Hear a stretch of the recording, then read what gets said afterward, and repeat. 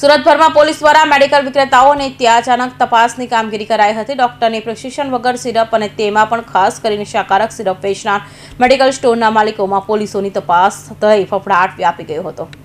સુરતમાં અલગ અલગ વિસ્તારના પોલીસ દ્વારા no drugs in Surat city અભિયાન લઈ મેડિકલ સ્ટોર પર દરોડા પાડ્યા હતા, જેમાં પાનેસરા વિસ્તારમાં ડીસીપી ઝોન 4 વિજયસિંહ ગુર્જર સહિતની ટીમ દ્વારા મેડિકલ સ્ટોરમાં તપાસ કરી હતી। તો વરાછા વિસ્તારમાં પણ પોલીસ દ્વારા તપાસ કરાઈ હતી, ત્યારે વરાછા વિસ્તારમાં પણ શાળાઓની આસપાસ તથા અન્ય મેડિકલ સ્ટોર તપાસ કરાઈ હતી। તો સાથે સુરત શહેર એસઓજી એટલે કે સ્પેશિયલ ઓપરેશન ગ્રુપ દ્વારા પણ મેડિકલ સ્ટોર્સ પર દરોડાની કામગીરી કરાઈ હતી અને પ્રિસ્ક્રિપ્શન વગર દવા આપનાર મેડિકલ ચાલકો સામે કાર્યવાહી કરાઈ હતી। તો સાથે એક્સપાયરી તારીખવાળી દવાઓને પણ પોલીસ શોધી હતી અને લઈને મેડિકલ સ્ટોર સંચાલકોમાં ફફડાટ જોવા મળ્યો હતો। સિટીની અંદર આજે સમગ્ર સિટીમાં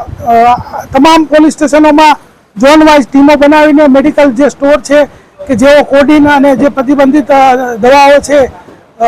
ટ્રામોઝોલ વગેરે જે વેચતા હોય છે એના અંદર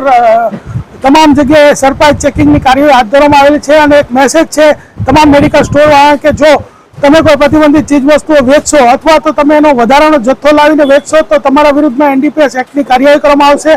અને 20 વર્ષથી વધારે સજાનો જોગવાઈનો ગુનો છે, તમારા લાયસન્સ રદ કરવામાં આવશે। ફૂડ એન્ડ ડ્રગ્સની ટીમને જાણ કરીને સાથે રાખીને કાર્યવાહી ચાલુ છે અને અમુક જગ્યાએ કેસો પણ દાખલ થયા છે અને જ્યાં કેસો દાખલ નથી ત્યાં એ લોકોને તાકીદ કરવામાં આવે છે, એમના રજિસ્ટરો ચેક કરવામાં આવે છે, એમના સીસીટીવીના ફૂટેજ ચેક કરવામાં આવે છે અને